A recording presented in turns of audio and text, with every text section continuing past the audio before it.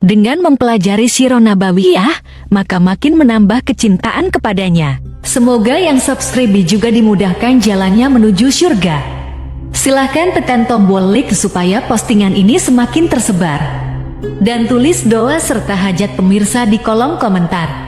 Semoga semakin banyak yang mengaminkan, maka semakin cepat terkabul. Nabi Sulaiman alaihi salam adalah manusia terkaya sepanjang sejarah kehidupan manusia di muka bumi. Dalam beberapa kitab suci seperti Al-Quran, Alkitab, dan Injil, Nabi Sulaiman alaihi salam dijelaskan sebagai manusia terkaya yang pernah hidup di muka bumi. Tidak ada satupun manusia yang bisa mengalahkan total kekayaannya hingga hari kiamat tiba. Para arkeolog telah menemukan situs peninggalan sejarah Islam yang mengungkap total kekayaan Nabi Sulaiman alaihi salam. Erez bin Yosef, seorang profesor sekaligus peneliti, ia menyatakan bahwa 3000 tahun yang lalu Nabi Sulaiman alaihi salam diperkirakan memiliki kekayaan senilai 2,2 triliun US dollar. Dan apabila dikonversikan dengan nilai mata uang dolar hari ini, jika dirupiahkan, maka nilainya setara dengan 32.891.870 triliun rupiah. Profesor itu juga menjelaskan bahwa kekayaan Nabi Sulaiman alaihi salam berasal dari dua sumber, yakni istana kerajaan dan tambang tembaga. Nilai itu berkali-kali lipat lebih banyak dari total kekayaan negara Indonesia yang hanya mencapai 11.454 triliun per 30 Desember 2021. Nabi Sulaiman alaihi salam memiliki beberapa mukjizat. Di antaranya adalah dapat berbicara dengan bahasa binatang.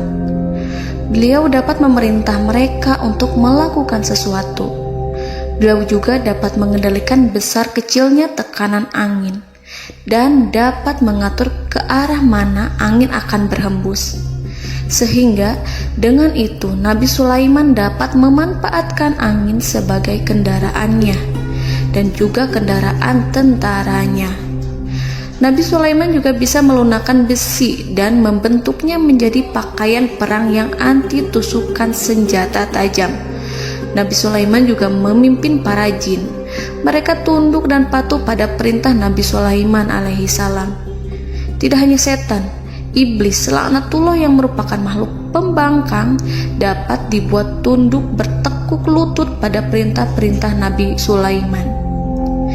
Nabi Sulaiman bisa melakukan teleportasi, yaitu berpindah dari suatu tempat ke tempat yang lain dalam waktu singkat.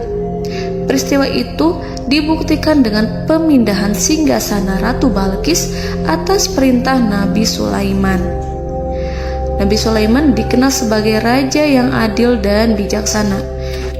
Nabi Sulaiman diberkahi kecerdasan yang luar biasa untuk menyatu padukan segenap kekuatan yang Allah berikan kepadanya. Ia mengelola dan membawa kerajaannya menjadi kekuatan raksasa yang tak terkalahkan di masanya dengan segenap kemampuan yang dimilikinya. Tentara Nabi Sulaiman adalah tentara terkuat di bumi tanpa ada yang menandingi. Pertanyaan mendasar yang muncul kali ini adalah dari mana sumber kekayaan dan kekuatan Nabi Sulaiman alaihi salam? Untuk mendapat jawaban dari pertanyaan itu, simak video ini sampai akhir. Sebelum itu, mari bantu channel ini terus berkembang dengan cara subscribe dan nyalakan tanda loncengnya. Berikan komentar yang positif dan berikan like serta share video ini. Bismillahirrahmanirrahim. Sungguh kami benar-benar telah menganugerahkan ilmu kepada Daud dan Sulaiman. Keduanya berkata, segala puji bagi Allah yang melebihkan kami dari kebanyakan hamba-hambanya yang mukmin. Sulaiman telah mewarisi Daud dan dia berkata, "Wahai manusia, kami telah diajari untuk memahami bahasa burung dan kami dianugerahi segala sesuatu. Sesungguhnya, semua ini benar-benar karunia yang nyata." Quran Surat An-Naml ayat 15-16. Saudara-saudaraku yang dirahmati Allah, pada ayat di atas disebutkan bahwa Sulaiman telah mewarisi Daud. Nabi Sulaiman mewarisi Nabi Daud dalam sisi kenabian dan kekuasaan, bukan mewarisi harta, karena para nabi tidak mewariskan harta.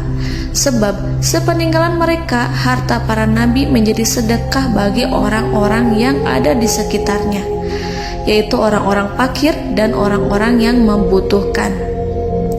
Dan harta para nabi tidak dikhususkan bagi kalangan keluarganya. Rasulullah Shallallahu Alaihi Wasallam bersabda, "Kami para nabi tidak mewariskan." Nabi Sulaiman mewarisi kenabian dari Nabi Daud. Ini adalah hal yang jelas. Allah telah memilihnya sebagai nabi dari Bani Israel. Begitu juga Allah telah memberinya kekuasaan kerajaan sehingga ia menjadi pemimpin Bani Israel. Barangkali sesuatu yang paling penting yang diwarisi oleh Nabi Sulaiman dari Nabi Daud adalah tradisi militer. Kemajuan militer yang dahsyat telah berpindah kepada Nabi Sulaiman. Nabi Daud sebenarnya adalah seorang pengembala kambing yang sangat miskin, tetapi seiring dengan perjalanan waktu, ia menjadi komandan pasukan tiada tanding. Nabi Daud alaihi salam mengetahui bahwa kekuatan hakiki yang mengatur alam semesta adalah kekuatan Allah. Ketika Nabi Daud mengelurkan tangannya dan memegang potongan batu, lalu beliau melemparkannya dengan ketepel ke arah Jalut, kepala Jalut retak dan ambruk menghantam tanah. Ini sebagai bentuk demonstrasi kekuatan darinya. Kehadiran Nabi Daud mengubah pasukan Bani Israel, di mana mereka sebelumnya lari jika berhadapan dengan musuh. Maka kini keberadaan mereka mulai diperhitungkan di masa hidupnya. Nabi Daud mengalami peperangan yang sangat banyak, tapi Al-Quran tidak menceritakan secara terperinci. Hal itu dikarenakan karena Al-Quran adalah kitab dakwah di jalan Allah, bukan kitab sejarah. Al-Quran hanya menceritakan di dalam Al-Quran surat Shad ayat 20, "Dan kami kuatkan kerajaannya, kerajaan Daud." Ayat tersebut berarti bahwa Nabi Daud belum terkalahkan dalam peperangan yang diikutinya. Di samping dukungan yang Allah berikan kepadanya, juga pasukan dan rakyatnya, di mana mereka adalah orang-orang yang bertauhid, menyerahkan diri kepada Allah. Allah Subhanahu wa Ta'ala mengajarkan kepada Nabi Daud hal-hal yang menjadikan pasukannya memiliki keistimewaan yang dengannya mereka dapat mengalahkan pasukan-pasukan lain, pasukan-pasukan besar yang ada di bumi pada saat itu. Allah Subhanahu wa Ta'ala berfirman dalam surat Saba ayat 10, "Dan kami telah melunakkan besi untuknya." Baju besi mungkin akan menjadi masalah dalam benak kita. Ketika orang-orang yang berperang, baju besi cukup mengganggu gerakan mereka. Kita bisa membayangkan ketika ada dua orang berperang, salah satu dapat bergerak bebas, sementara yang lainnya tidak leluasa bergerak karena tertahan dengan pakaiannya. Namun, dengan kekuasaan Allah, Nabi Daud dapat melunakkan besi dan membuat baju besi yang ringan, yang mudah untuk digunakan. Ini adalah kemajuan penting yang Allah berikan kepada Nabi Daud dan tentaranya. Kemajuan itu kemudian diajarkan, diwariskan dan dimiliki oleh Nabi Sulaiman alaihi salam. Nabi Sulaiman memiliki pasukan dahsyat yang melebihi pasukan manapun di bumi saat itu, atau bahkan mungkin saat ini. Bahkan Allah menambahkan karunia-Nya kepada Nabi Sulaiman yang disebutkan dalam Al-Quran surat An-Naml ayat 16. "Dan Sulaiman telah mewarisi Daud, dan dia berkata, 'Wahai manusia, kami telah diberi pengertian tentang suara burung, dan kami diberi segala sesuatu. Sesungguhnya, ini benar-benar suatu karunia yang nyata.'" Saudara-saudaraku yang dirahmati Allah, pada suatu hari Nabi Sulaiman alaihi salam menengadahkan tangannya dan berdoa kepada Allah Subhanahu wa ta'ala. Antara hati Nabi dan Allah tidak ada penghalang, tidak ada jarak, tidak ada sekatan waktu, tidak ada satupun dari para nabi yang berdoa kepada Allah kecuali doanya pasti dikabulkan. Doa Nabi Sulaiman alaihi salam direkam dalam Al-Quran surat Shad ayat 35. Nabi Sulaiman berkata, "Ya Tuhanku, ampunilah aku, anugerahkanlah kepadaku kerajaan yang tidak dimiliki oleh seorang pun sesudahku." Nabi Sulaiman menginginkan dari Allah sesuatu kerajaan yang belum pernah diperoleh oleh siapapun setelahnya. Allah Subhanahu wa ta'ala mengabulkan doa Nabi Sulaiman dan memberinya kerajaan tersebut. Nabi Sulaiman mewarisi kekuasaan, kenabian, hikmah ilmu dari Nabi Daud alaihi salam. Orang-orang menyebut Nabi Sulaiman Al-Hakim, Sulaiman yang bijaksana. Kebijaksanaan Nabi Sulaiman tidak terbatas pada keadilannya di tengah-tengah manusia dan juga kasih sayangnya kepada mereka. Namun, kebijaksanaan Nabi Sulaiman juga berlaku di kalangan burung dan binatang lainnya.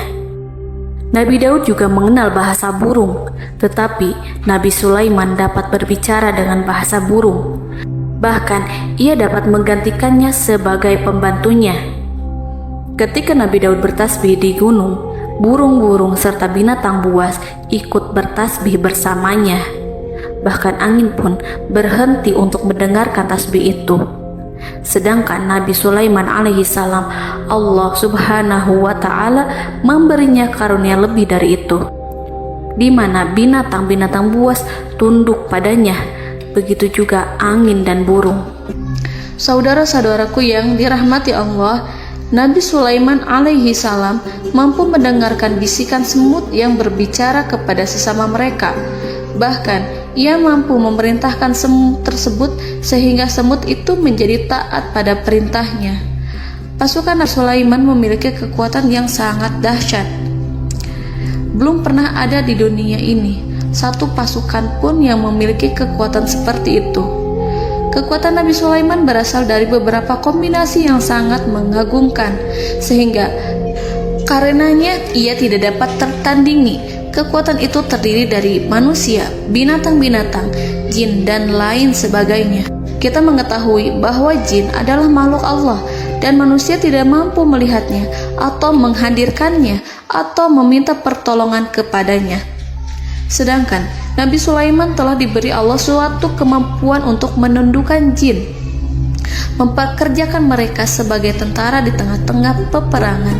Bahkan ia mampu menjadikan mereka sebagai pekerja-pekerja kasar di kerajaannya saat tidak ada peperangan. Oleh sebab itu, ketika ada pasukan lain yang mencoba melawan pasukan Nabi Sulaiman, mustahil mereka akan mendapatkan kemenangan. Bahkan pasukan Nabi Sulaiman diperkuat oleh pasukan burung. Burung di pasukan Nabi Sulaiman memerankan tugas penting, yaitu menjadi agen intelijen. Kita mengetahui bahwa peranan informasi saat peperangan adalah hal yang penting. Dari informasi tersebut, pasukan dapat mengetahui keadaan lawannya. Demikianlah peranan burung pada pasukan Sulaiman. Ia terbang di tengah-tengah musuh. Kemudian, ia kembali kepada Nabi Sulaiman untuk menyampaikan berita tentang keadaan lawannya. Di samping jin dan burung, Allah juga menundukkan angin untuk Nabi Sulaiman. Nabi Sulaiman dapat memerintahkan angin dan ia mampu untuk menaiki angin tersebut.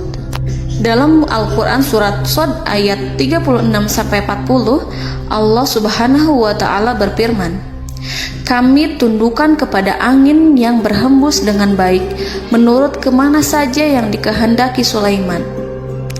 Dan kami tundukkan pula kepadanya setan-setan, semuanya ahli bangunan dan penyelam, dan setan yang lain yang terikat dalam belenggu. Inilah anugerah kami, maka berikanlah kepada orang lain atau tahanlah untuk dirimu tanpa perhitungan, dan sesungguhnya dia mempunyai kedudukan yang dekat pada sisi kami dan tempat kembali yang baik." Saudara-saudaraku yang dirahmati Allah, Allah Subhanahu wa Ta'ala juga memberikan kemampuan yang tak seorang pun dari para nabi mendapatkannya, yaitu kemampuan untuk memerintah setan. Setan adalah salah satu bagian dari jin. Ia adalah kelompok yang celaka dari bangsa jin. Kelompok ini sebenarnya tidak mampu dikuasai oleh manusia. Bahkan jin yang soleh tidak dapat mengatur setan. Adapun Nabi Sulaiman, Allah telah memberinya kekuasaan untuk menundukkan setan dan mempekerjakannya, bahkan mengikatnya dengan rantai serta menghukumnya jika ia menentang pada perintahnya. Setan membangun untuk Sulaiman istana-istana, patung-patung dan alat-alat perang. Bahkan setan-setan itu menyelam ke dasar lautan untuk mengeluarkan permata dan yakut untuk Sulaiman. Jika di antara setan yang menentang perintahnya, maka Nabi Sulaiman alaihi salam mengikatnya dengan rantai. Ini semua menunjukkan kekayaan Nabi Sulaiman dan kekuasaannya, di mana ia mampu mengatur banyak makhluk di bumi ini. Tentu saja, kemampuan itu semua adalah atas izin dari Allah Subhanahu wa Ta'ala sebagai mukjizat darinya.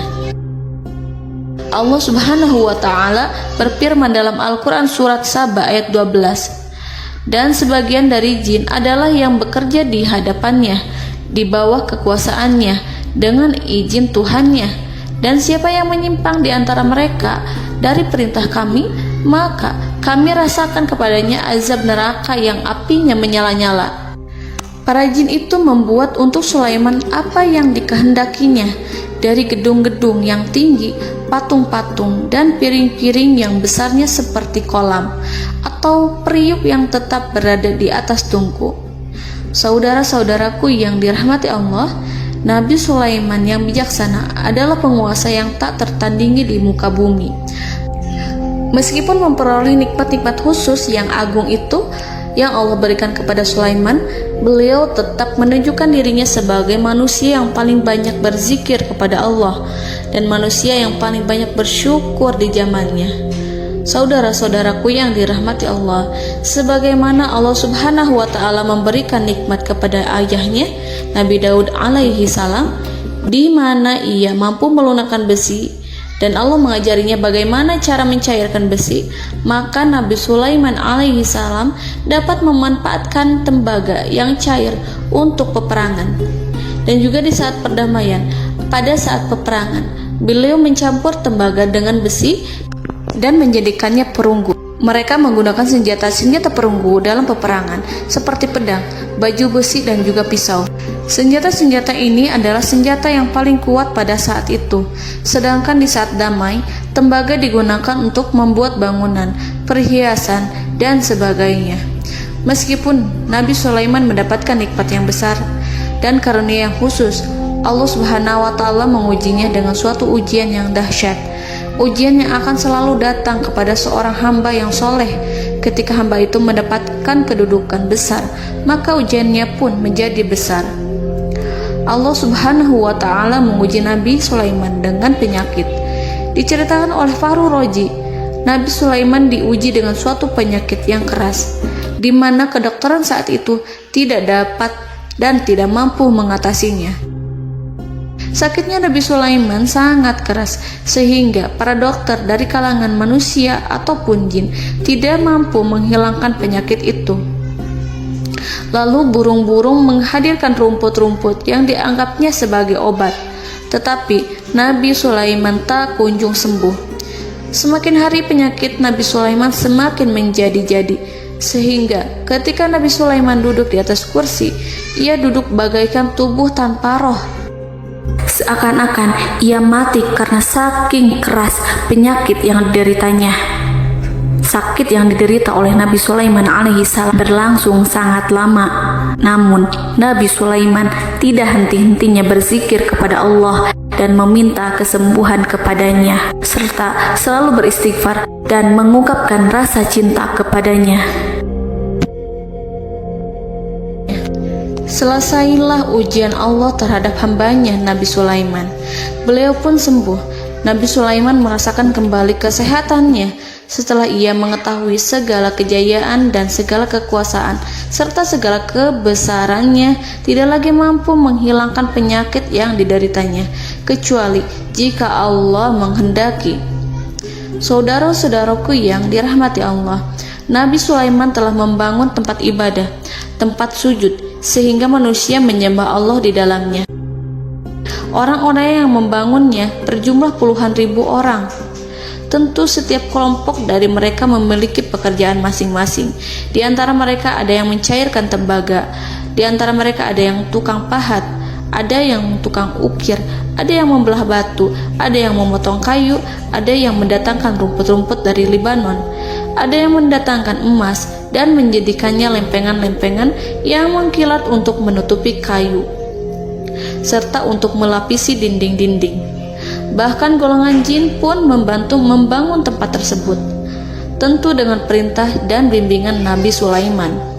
Mereka membuat patung-patung yang besar, membuat bejana yang besar untuk tempat makan para tentara dan pekerja, yaitu bejana seperti gunung. Karena saking berat dan besarnya, mereka juga membuat tempat-tempat minum yang besarnya seperti kolam. Nabi Sulaiman mengawasi para pekerjanya dan juga mengurusi masyarakatnya, di mana beliau mengenali problem mereka dan berusaha memecahkannya. Beliau juga mengawasi pasukan dari kalangan binatang dan burung. Beliau mengetahui apabila ada satu di antara mereka yang tidak datang, kemana ia pergi serta mengapa ia pergi. Nabi Sulaiman menguasai pengetahuan itu semua. Nabi Sulaiman bukan hanya mengetahui problem tentara-tentaranya dari kalangan manusia ataupun tentaranya dari kalangan burung, namun ia juga menunjukkan kasih sayang terhadap semut, di mana beliau mendengar bisikannya dan tidak suka untuk menginjaknya. Nabi Sulaiman selalu menundukkan kepalanya ke bumi sebagai bentuk rasa rendah diri dan syukur kepada Allah. Pada suatu hari, Nabi Sulaiman alaihi salam berjalan di depan tentaranya dan tiba-tiba ia mendengar suara semut yang berkata kepada temannya dari kalangan semut. Hal itu terekam dalam Al-Quran surat An-Naml ayat 18-19. Wahai semut-semut, masuklah ke dalam sarang-sarangmu agar kamu tidak terinjak oleh Sulaiman dan tentaranya, sedangkan mereka tidak menyadarinya. Nabi Sulaiman alaihi salam tersenyum mendengar itu dan ia berdoa, "Ya Allah, ya Tuhanku, berilah aku ilham untuk tetap mensyukuri nikmat-Mu yang telah Engkau anugerahkan kepadaku dan kepada kedua orang ibu bapakku, dan untuk mengerjakan amal soleh yang Kau ridhoi, dan masukkanlah aku ke dalam rahmat-Mu, ke dalam golongan hamba-hamba-Mu yang soleh." Saudara-saudaraku yang dirahmati Allah, meskipun Nabi Sulaiman mendapatkan kekuasaan dan memiliki tentara yang besar, namun beliau menunjukkan kasih sayang terhadap bangsa semut. Beliau mendengarkan bisikannya dan melihat semut yang ada di depannya. Oleh karena itu, tak mungkin baginya untuk menginjak golongan semut itu. Nabi Sulaiman bersyukur kepada Allah telah memberinya nikmat, yaitu nikmat rahmat dan kasih sayang. Di samping itu, Nabi Sulaiman alaihi salam adalah orang paling kaya di dunia. Istananya terbuat dari kayu gaharu yang memiliki wangi harum. Istananya terbuat dari emas yang terkadang dari kristal. Beliau juga memiliki kursi besar yang terbuat dari emas dan permata. Istana Nabi Sulaiman merupakan istana yang paling besar di dunia. Nabi Sulaiman menggunakan pakaian dari emas dan permata. Meskipun demikian, Nabi Sulaiman tetap menunjukkan sebagai hamba yang berserah diri dan rendah diri di hadapan Allah Subhanahu wa Ta'ala.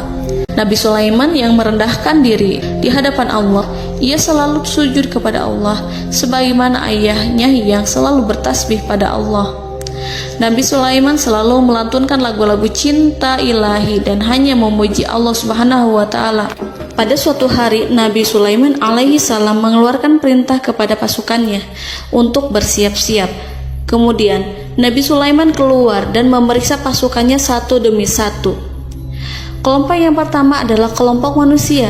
Nabi Sulaiman memperhatikan kesiapan mereka. Lalu Nabi Sulaiman mengeluarkan perintah-perintah kepada mereka. Kemudian Nabi Sulaiman memeriksa kelompok jin dan menyampaikan perintahnya kepada mereka. Beliau memenjarakan jin yang tampak bermalas-malasan saat bekerja. Lalu beliau memeriksa binatang dan berkata kepada mereka, apakah mereka sudah makan dengan baik? Apakah mereka tidur dengan nyenyak? Apakah ada yang mengadu pada mereka, misalkan karena penyediaan makanan yang tidak layak? Apakah ada di sana yang sakit dan lain sebagainya? Ketika Nabi Sulaiman merasa puas dengan semuanya, Nabi Sulaiman memasuki tenda tempat berkumpulnya para burung.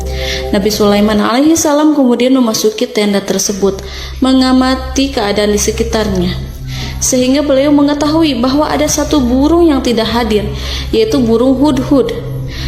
Mengapa aku tidak melihat burung hudhud? Burung-burung yang lain tampak terdiam sebagai penghormatan, dan mereka mendengarkan apa yang akan dikatakan pemimpin mereka.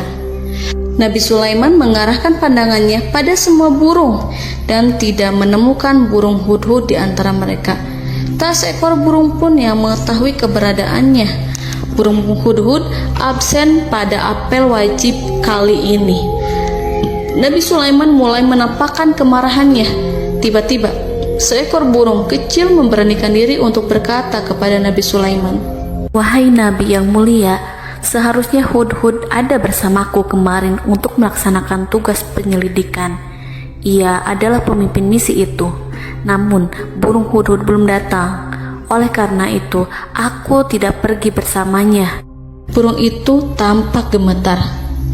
Nabi Sulaiman mengetahui bahwa hudhud tidak hadir dan tak seorang pun mengetahui kemana ia pergi.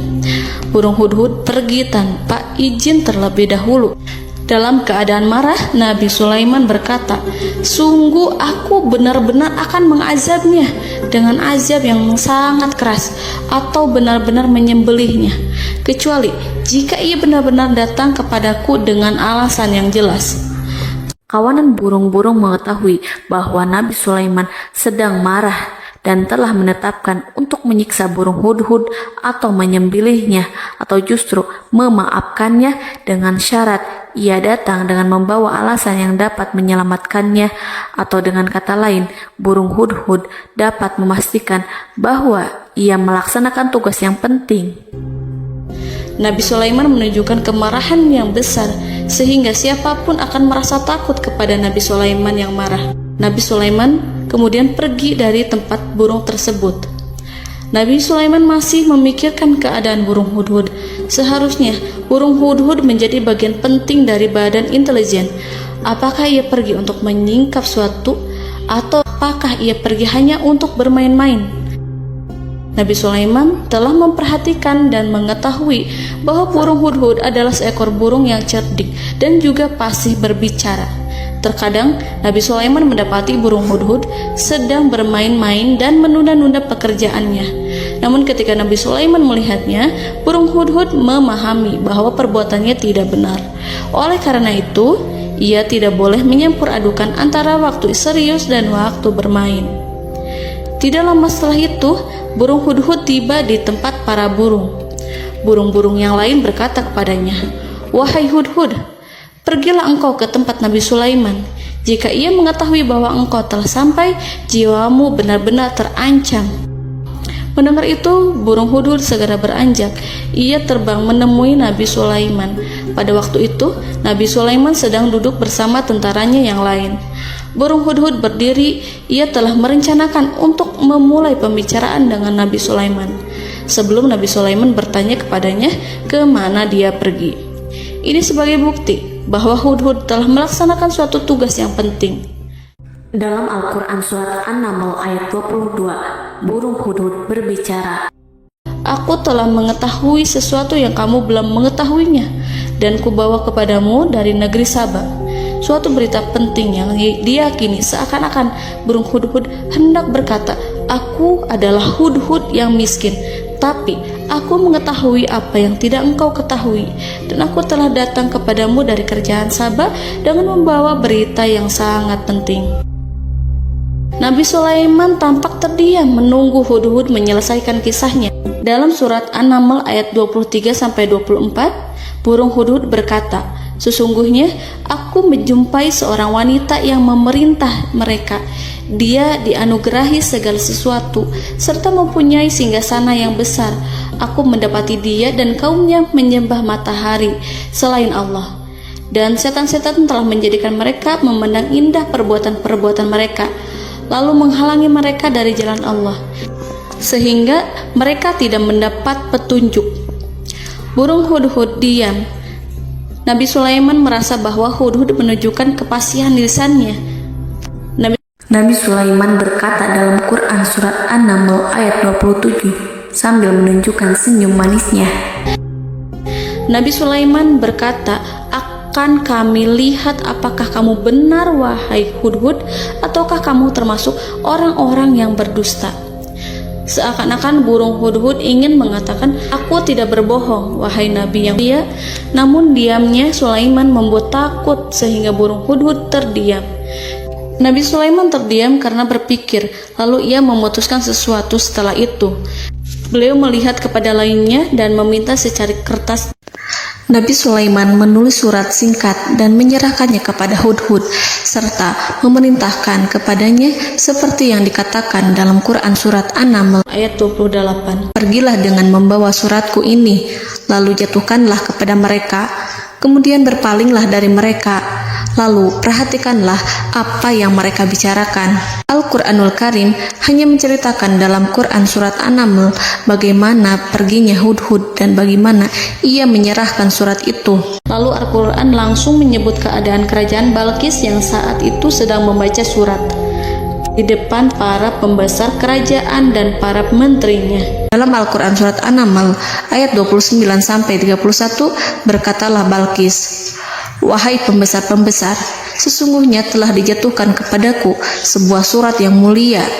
Sesungguhnya surat ini dari Sulaiman, dan sesungguhnya isinya dengan menyebut nama Allah yang Maha Pengasih lagi Maha Penyayang, bahwa janganlah kalian berlaku sombong terhadapku, dan datanglah kepadaku sebagai orang yang berserah diri." Saudara-saudaraku yang dirahmati Allah, dalam surat tersebut Nabi Sulaiman menyebutkan supaya mereka menyerahkan diri dan tunduk kepada perintah Nabi Sulaiman.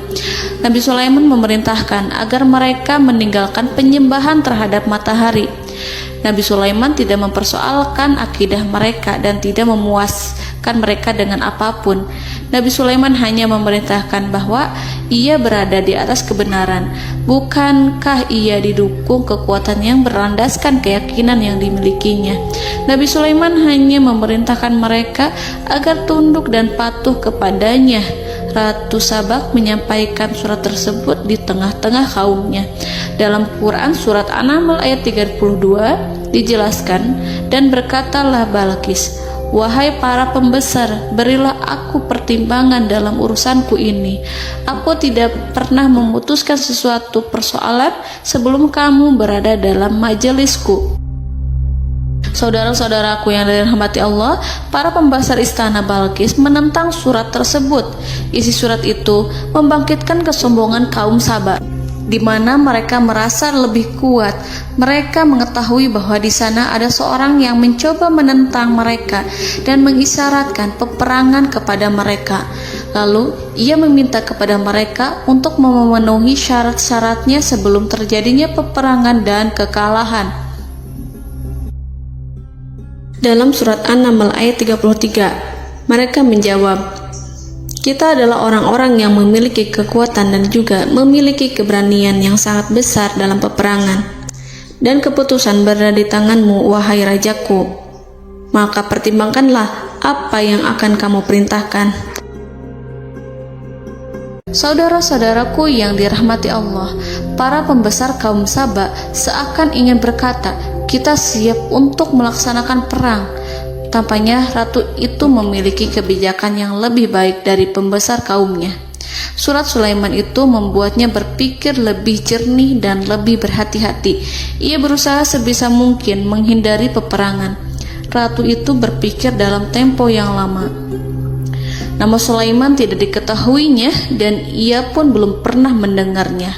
Oleh karena itu, Ratu kaum Sabak tidak mampu mengetahui dan mendeteksi seberapa besar kekuatan Nabi Sulaiman. boleh jadi Nabi Sulaiman memiliki kekuatan yang dahsyat, sehingga ia mampu memerangi kekuasaannya dan mengalahkannya. Kemudian ratu memperhatikan apa yang ada di sekelilingnya. Ia melihat kemajuan masyarakatnya dan juga kekayaannya. Barangkali ia mengira bahwa Nabi Sulaiman iri terhadap kemajuan dan kekayaannya itu, sehingga Nabi Sulaiman ingin menyerangnya.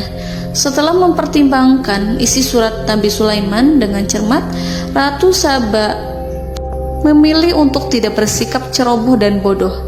Ratu lebih suka untuk menggunakan bahasa kelembutan. Ia mengirim kepada Nabi Sulaiman suatu hadiah yang besar.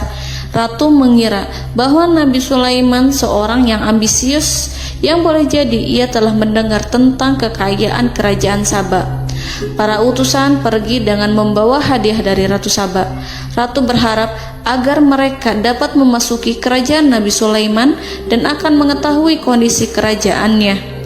Saat mereka pulang, Ratu ingin mendengar secara langsung dari mereka tentang bagaimana keadaan kaum Nabi Sulaiman dan pasukannya. Setelah mendapatkan informasi yang cukup, maka Ratu Balqis dapat membuat sesuatu keputusan yang tepat. Ratu menyembunyikan apa yang terlintas dalam pikirannya, lalu ia berbicara kepada pembesar istananya bahwa ia dapat menyingkap niat jahat Raja Sulaiman melalui cara mengirimkan hadiah kepadanya. Ratu lebih memilih cara tersebut dan menunggu reaksi dari Nabi Sulaiman. Ratu berhasil memuaskan para pembesar istana, dan untuk sementara ia menghilangkan ide untuk berperang. Karena para raja jika menyerang suatu desa, maka pemimpin desa tersebut adalah orang yang paling banyak mendapatkan kehinaan. Akhirnya, para pembesar kaumnya merasa puas dengan pikiran Ratu Balqis.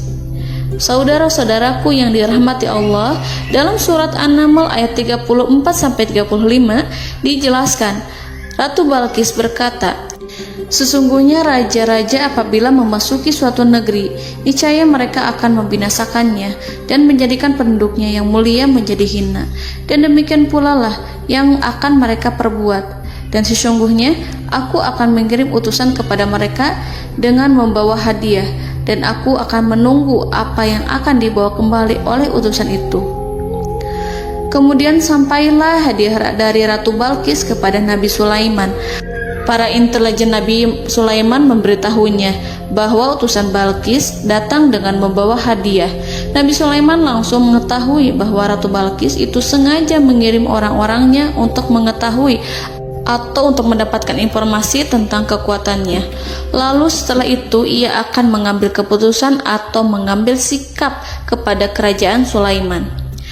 Nabi Sulaiman segera memanggil semua pasukannya untuk berkumpul.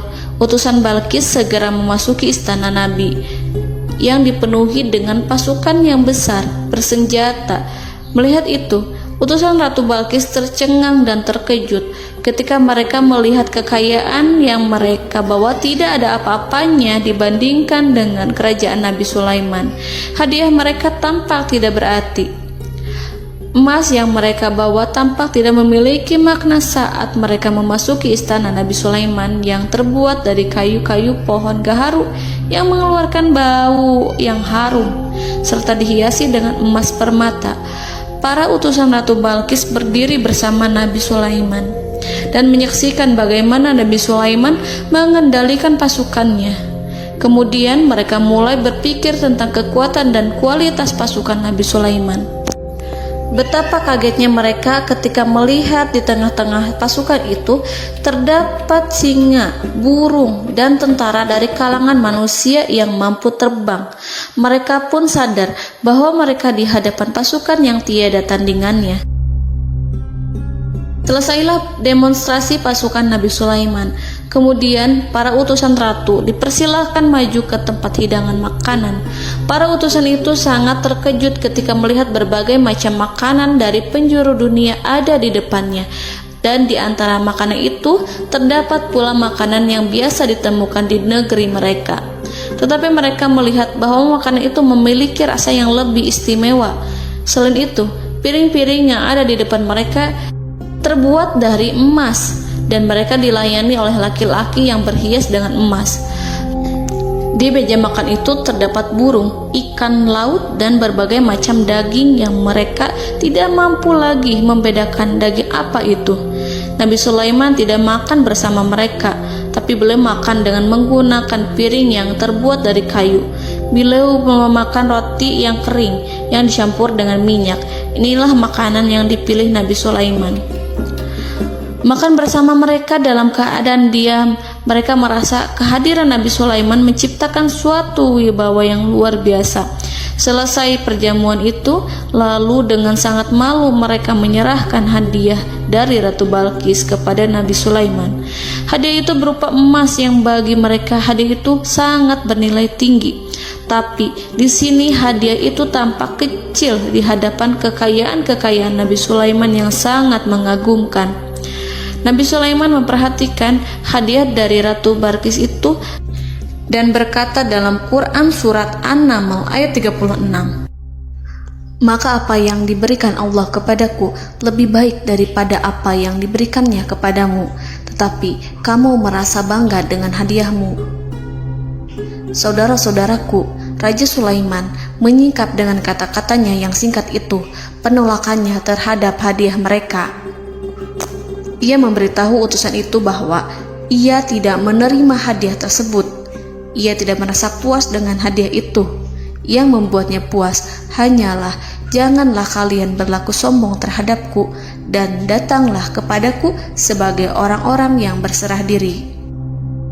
Lalu Nabi Sulaiman berkata kepada mereka dengan pelan. Hal itu diabadikan dalam Al-Quran surat An-Naml ayat 37. "Kembalilah kepada mereka. Sungguh kami akan mendatangi mereka dengan bala tentara yang mereka tidak kuasa melawannya. Dan pasti kami akan mengusir mereka dari negara itu, yaitu negeri Saba, dengan terhina. Dan mereka akan menjadi tawanan-tawanan yang hina." Saudara-saudaraku yang dirahmati Allah, Nabi Sulaiman kemudian meninggalkan para utusan ratu setelah terlebih dahulu mengancam mereka. Para utusan itu berharap agar Nabi Sulaiman mau menunggu kunjungan Ratu Balkis yang akan membawa misi perdamaian. Akhirnya, sampailah para utusan Ratu Balkis ke negeri Saba. Mereka segera menuju istana sang ratu. Mereka memberitahu bahwa negeri mereka ada di ujung tanduk. Mereka menceritakan kepada ratu tentang kekuatan Nabi Sulaiman dan tidak mungkin bagi mereka mampu melawannya. Mereka meyakinkan Ratu Balkis bahwa ia harus mengunjunginya dan melihat sendiri bagaimana kebesaran kerajaan Nabi Sulaiman. Kemudian Ratu Balkis menyiapkan dirinya untuk pergi menuju kerajaan Nabi Sulaiman. Nabi Sulaiman duduk di kursi kerajaan di tengah-tengah para pembesarnya dan para menterinya, serta para komandan pasukannya. Beliau berpikir tentang sosok Balkis. Nabi Sulaiman mengetahui bahwa Balkis menuju tempatnya. Balkis dikelilingi rasa takut.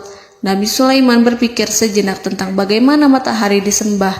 Ia memikirkan bagaimana informasi yang diterima oleh intelijennya tentang kemajuan kerajaan Balkis dalam bidang kesenian dan ilmu pengetahuan. Nabi Sulaiman bertanya kepada dirinya sendiri, apakah kemajuan menjadi penghalang untuk mengetahui kebenaran? Apakah ratu itu senang dengan kekuatan yang dicapainya? Dan ia membayangkan bahwa kekuatannya adalah segalanya.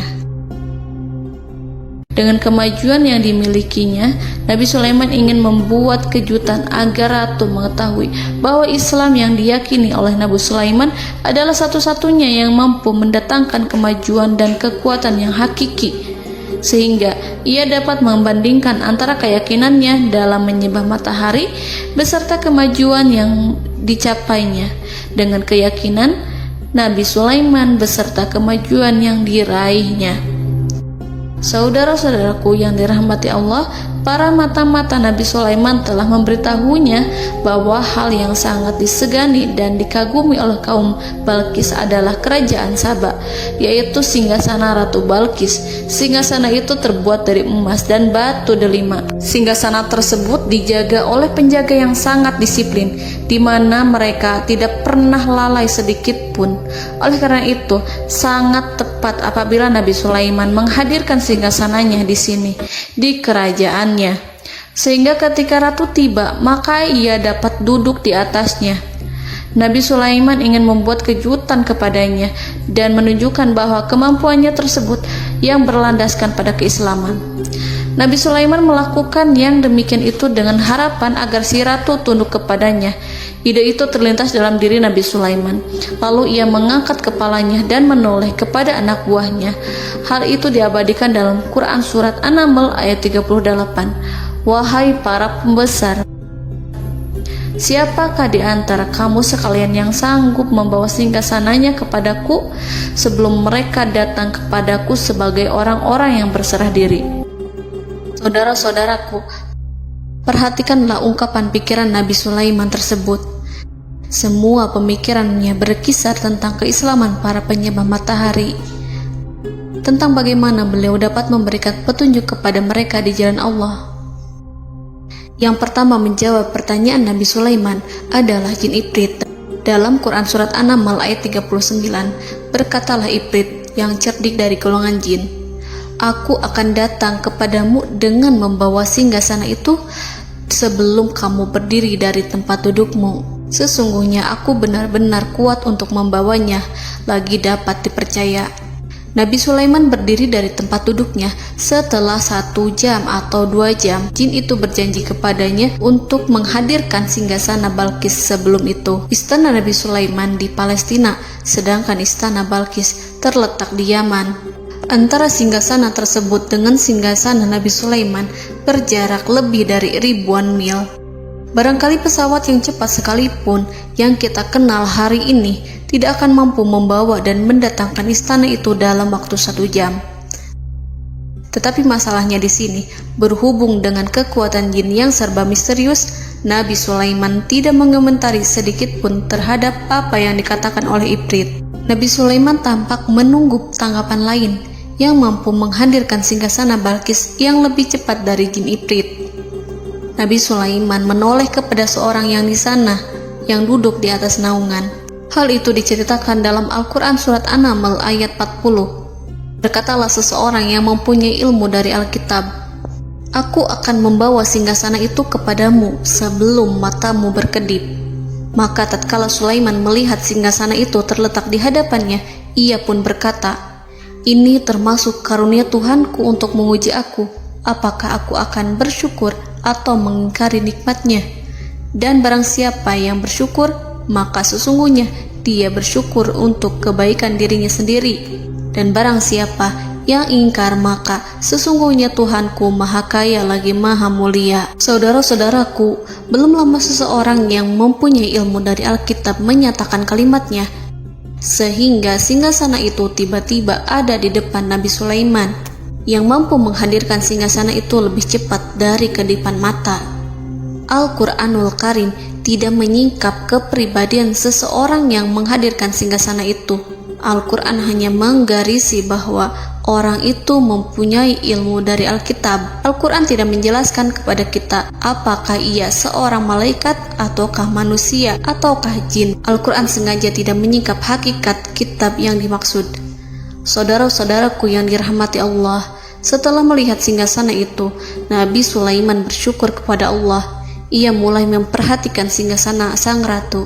Singgasana tersebut merupakan simbol pembangunan dan juga kemajuan, tetapi nampaknya ia hanya sesuatu yang biasa saja jika dibandingkan dengan kekuasaan dan kebesaran ciptaan yang dibuat oleh manusia dan jin di kalangan istana Nabi Sulaiman. Nabi Sulaiman memikirkan dalam tempo yang sangat lama singgasana Ratu Balqis itu.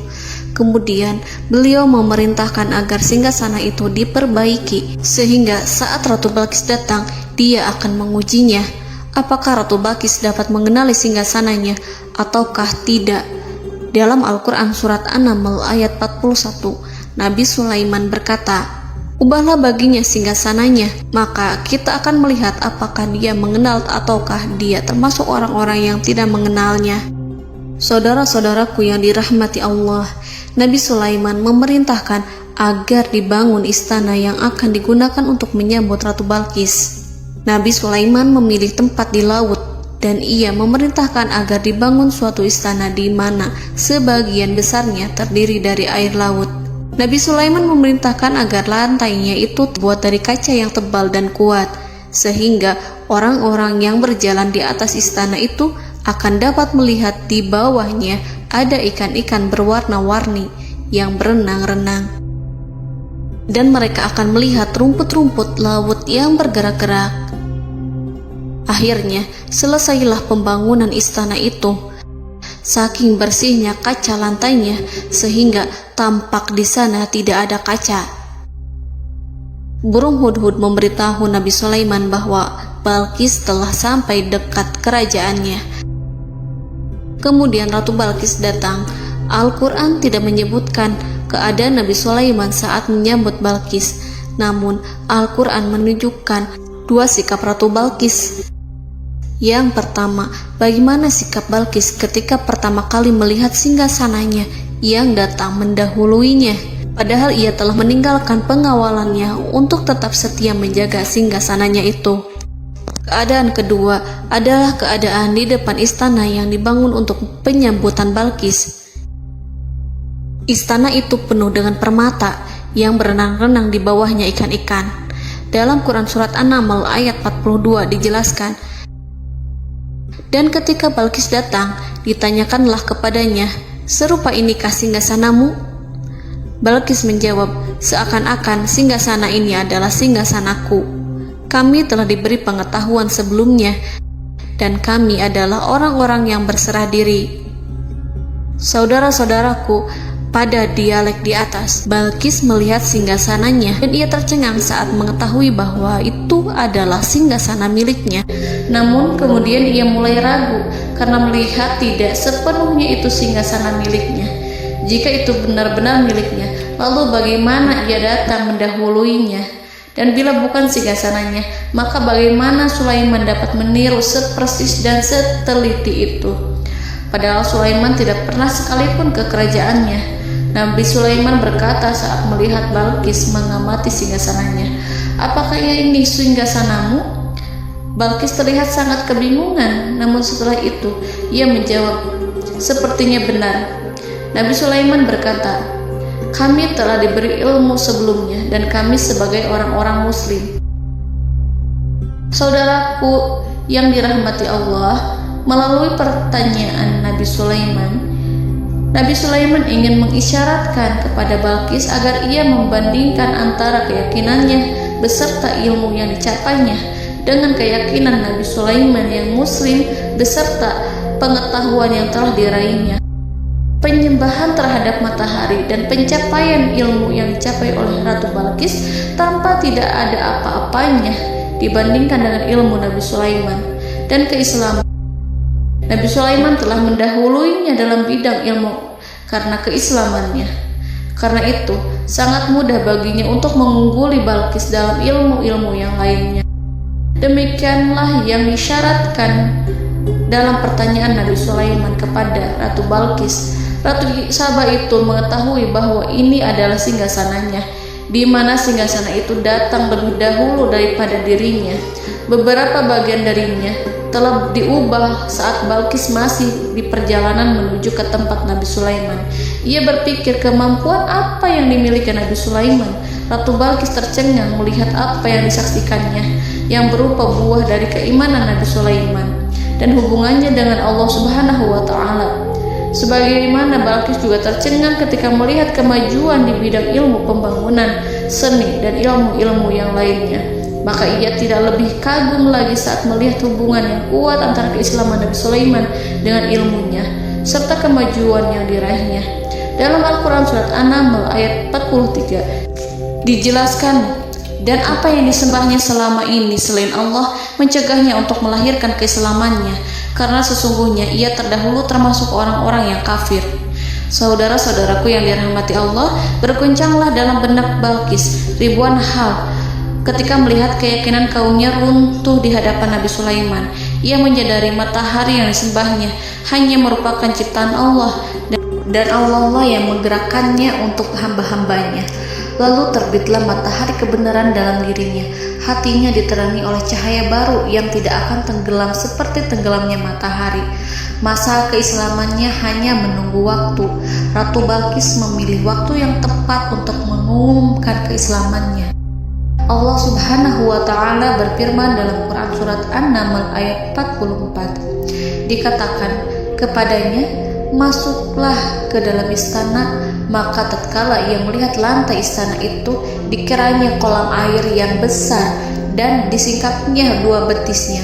Berkatalah Sulaiman, sesungguhnya ia adalah istana licin yang terbuat dari kaca. Berkatalah Balkis, wahai Tuhanku, sesungguhnya aku telah berbuat zalim terhadap diriku dan aku berserah diri bersama Sulaiman kepada Allah Tuhan semesta alam. Saudara-saudaraku yang dirahmati Allah, dikatakan kepada Balkis, masuklah ke dalam istana. Ketika ia masuk, maka ia tidak menyaksikan adanya kaca, tetapi ia melihat air, sehingga ia mengira akan bersinggungan dengan air. Lalu ia menyingkapkan sedikit bajunya agar bajunya itu tidak basah. Nabi Sulaiman mengingatkannya tanpa melihatnya agar ia tidak khawatir terhadap pakaiannya, karena pakaiannya tidak akan basah, sebab di sana tidak ada air.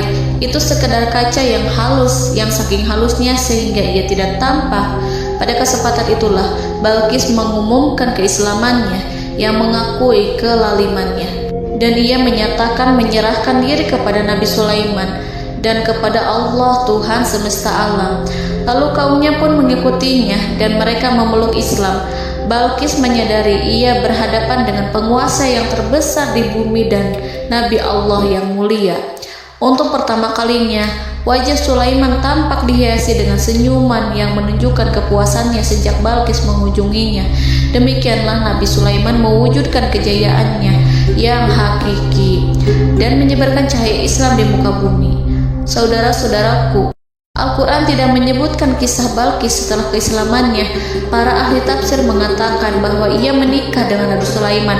Selain itu, ada yang mengatakan bahwa ia menikah dengan salah satu orang dekat Nabi Sulaiman.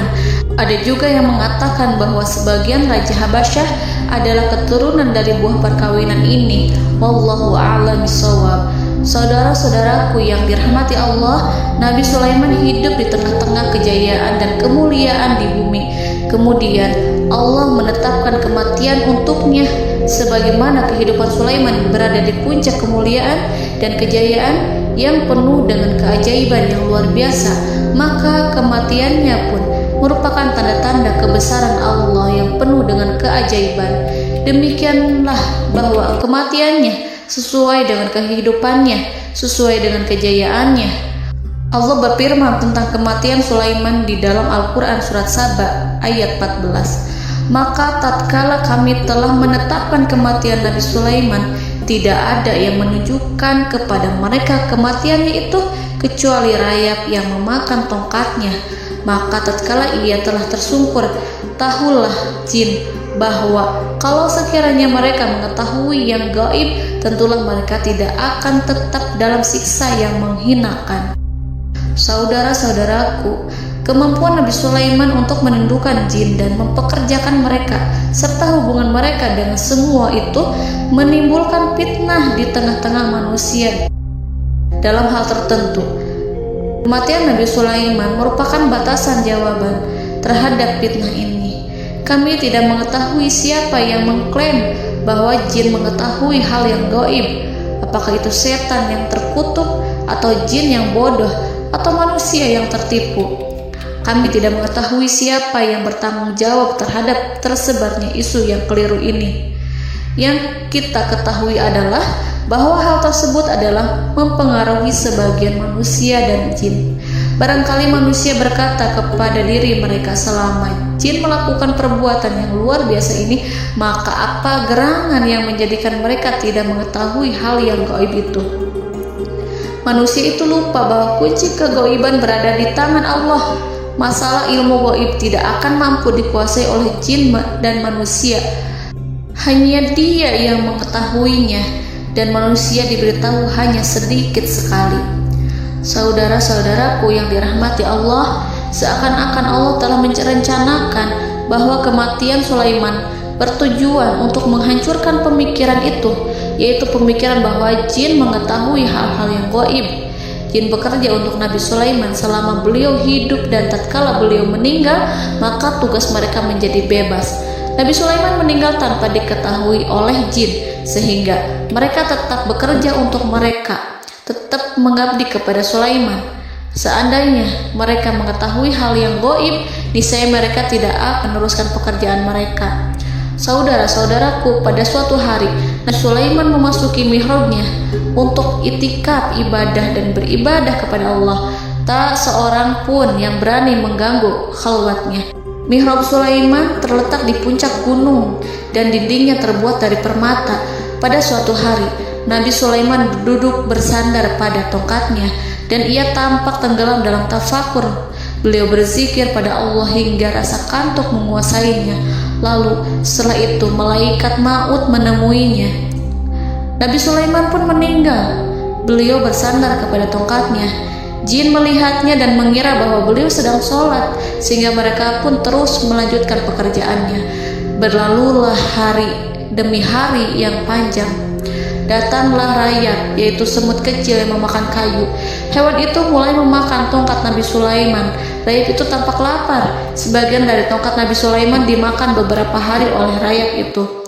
Ketika yang dimakannya semakin bertambah, maka tongkat itu pun menjadi rusak dan kemudian jatuh dari tangan Nabi Sulaiman alaihi salam. Tubuh mulia itu kehilangan keseimbangan dan kemudian jatuh terhempas di bumi. Tatkala tubuh suci itu tersungkur, maka manusia segera menuju ke arahnya. Mereka menyadari dan mengetahui bahwa Nabi Sulaiman telah meninggal dalam waktu yang lama. Jin menyadari bahwa mereka tidak mengetahui hal yang gaib, dan manusia pun mengetahui hakikat ini. Seandainya jin mengetahui hal yang gaib, niscaya ia tidak akan meneruskan siksa yang hina. Mereka tidak akan bekerja kepada Sulaiman. Demikianlah Nabi Sulaiman alaihi salam meninggal dalam keadaan duduk dan sholat di mihrabnya. Lalu berita itu tersebar bagaikan api di bumi. Manusia, burung, dan binatang buas mengantarkan jenazah Nabi Sulaiman. Sekawanan burung tampak sedih dan menangis. Semua makhluk bersedih. Akhirnya tak seorang pun mengetahui bahasa burung di bumi. Meninggallah seorang yang memahami pembicaraan burung, binatang-binatang, jin, dan lain sebagainya. Burung-burung itu berkata, betapa beratnya kehidupan di tengah orang-orang yang tidak mengetahui pembicaraan kita. Allahu a'lam.